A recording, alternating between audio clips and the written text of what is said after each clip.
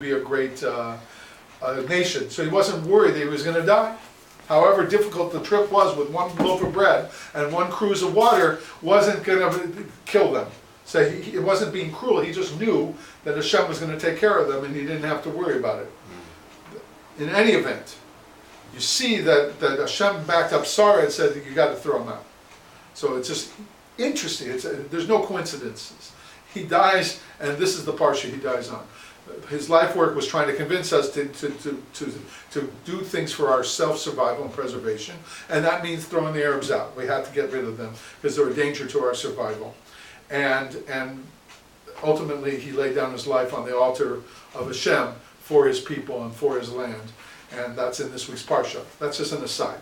So the Akedah deals, the Divrei Rebbe Eliezer deals with, the Pirkei de Rebbe Divrei Eliezer deals with, in length, with the Akedah Yitzhak.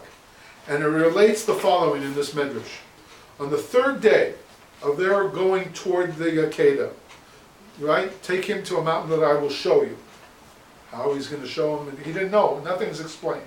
He just is going, probably was told go north from Hebron, go up, right, go up, Beersheba, Hebron, go north, and I'll show you the mountain where I want you to do this, bringing Yitzhak up as a sacrifice, as an offering.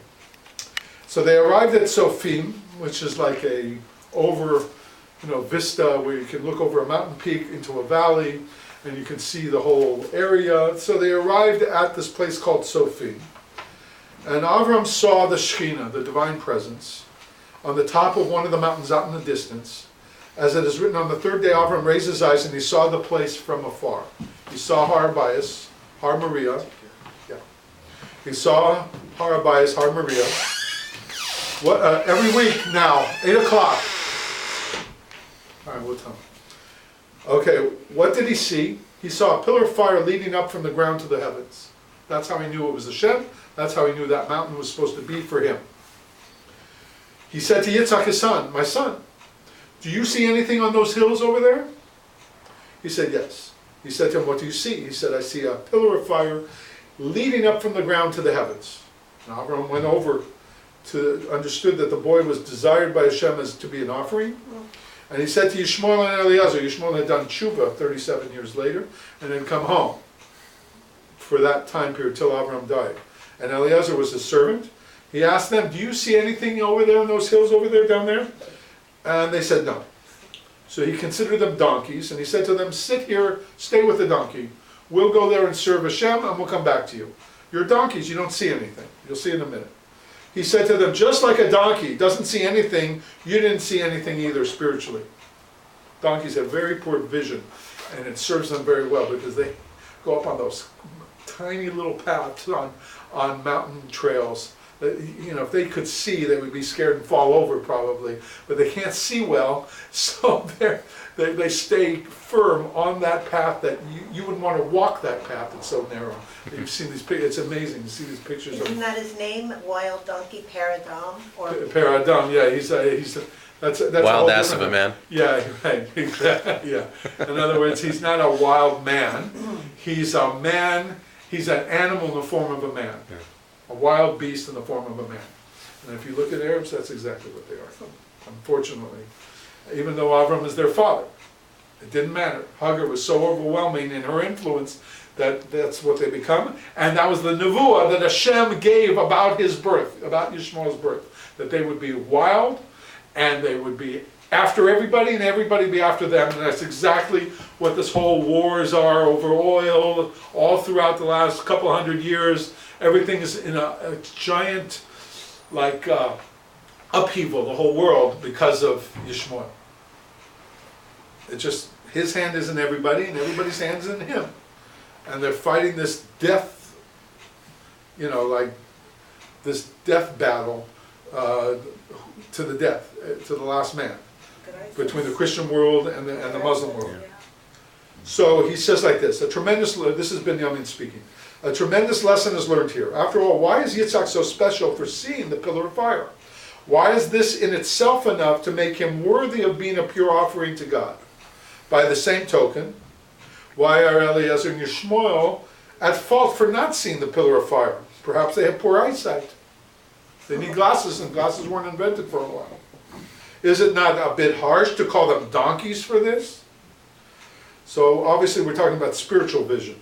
Obviously we're not talking about ordinary sight of seeing. Avram is determining who has the power of spiritual sight, who has the eternal spark in them, and who is a donkey, static and transient, here today and gone tomorrow.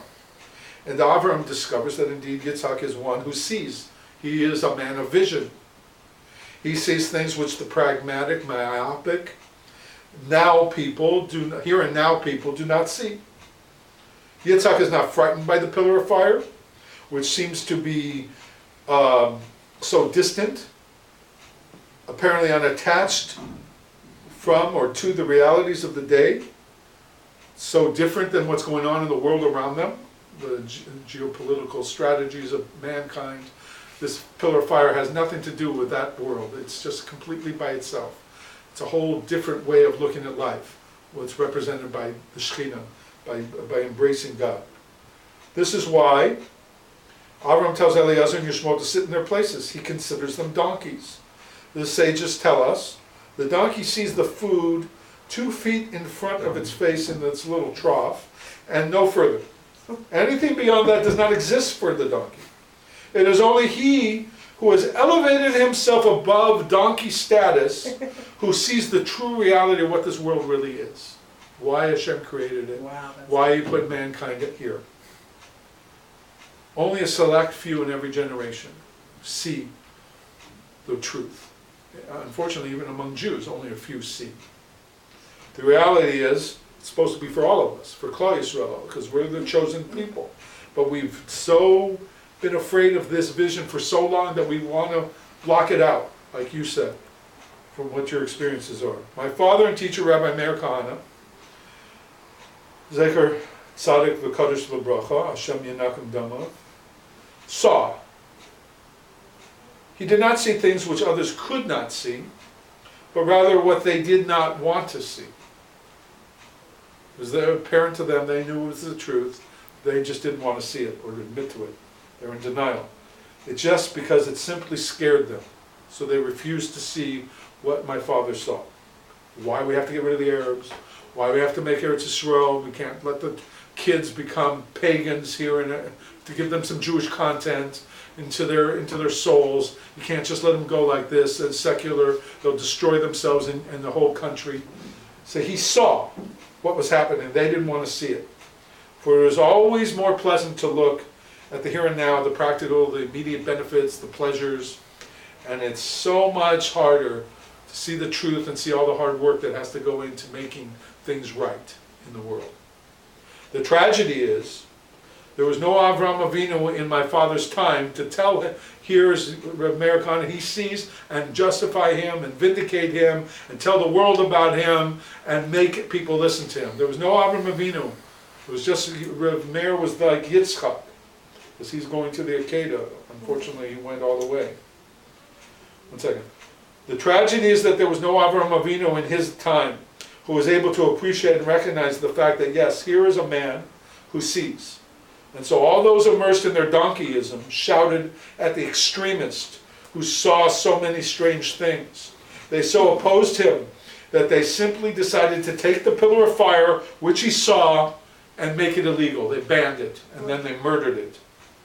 They banned the divine fire, and then they murdered it.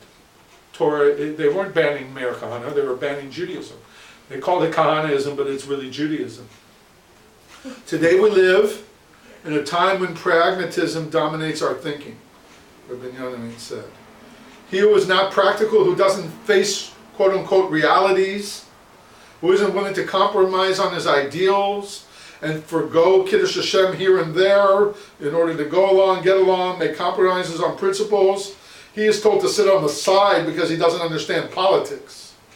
A severe sin indeed. If you don't understand politics, you are guilty of the crime of seeing the pillar of fire of Hashem. You are guilty of not allowing people to live in their illusions and in their delusions, and with their compromises and their selling out and caving.